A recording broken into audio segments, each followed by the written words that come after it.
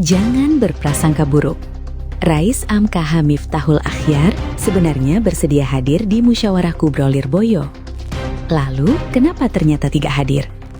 Sebelumnya, ketidakhadiran Rais Am untuk ketiga kalinya sebagaimana dua pertemuan sebelumnya di Pondok Pesantren Ploso dan Tebu Ireng, kian menguatkan kegelisahan para kiai sepuh atas potensi berlarut-larutnya konflik internal di tubuh NU yang dikhawatirkan berdampak pada keutuhan jamiah.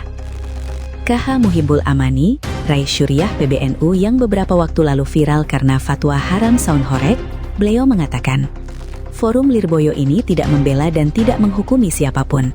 Ini semata-mata untuk membangun komunikasi dua belah pihak, karena sepengakuan Gus Yahya, beliau belum bisa berkomunikasi langsung dengan pihak Rais Am. Artinya apa? Berarti Musyawarah Kubro Lirboyo murni bertujuan mempertemukan Ketua Umum PBNU KH Yahya Cholil Stakuf dengan Rais Am. Lalu syarat apa yang diajukan Rais Am KH Miftahul Akhyar? KH Muhibbul Amani mengungkapkan, pada awalnya Rais Am menyatakan kesediaan hadir dengan sejumlah syarat, diantaranya forum hanya dihadiri para mustasyar, diupayakan dihadiri KH Yahya Cholil Stakuf, dan KH Ma'ruf Amin, berlangsung tertutup tanpa kehadiran wartawan, serta tidak membatalkan keputusan Rais Am.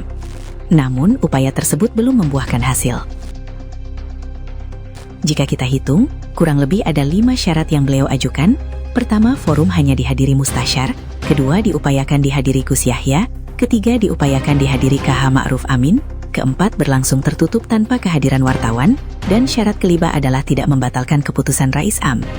Jika hanya mustasyar saja yang diundang, bukankah forum Tebu Ireng yang mengundang beliau juga sudah mustasyar? Jika diupayakan Gus Yahya dihadirkan, maka Ketum PBNU itu sendiri mengaku sudah berkali-kali ingin menghadap, yang artinya sudah pasti siap kapanpun. Kalaupun KH Ma'ruf Amin tentu sudah jelas, beliau sangat memperhatikan dan peduli terhadap polemik PBNU. Mengenai syarat harus dilaksanakan tertutup tanpa wartawan, bukankah di Tebu Ireng juga tertutup? Kenapa beliau mengajukan syarat-syarat itu? Jawabannya tentu beliau yang tahu. Yang jelas dengan syarat dari beliau di mana tidak boleh membatalkan keputusan Rais Am, menandakan sepertinya sudah tidak ada negosiasi lagi.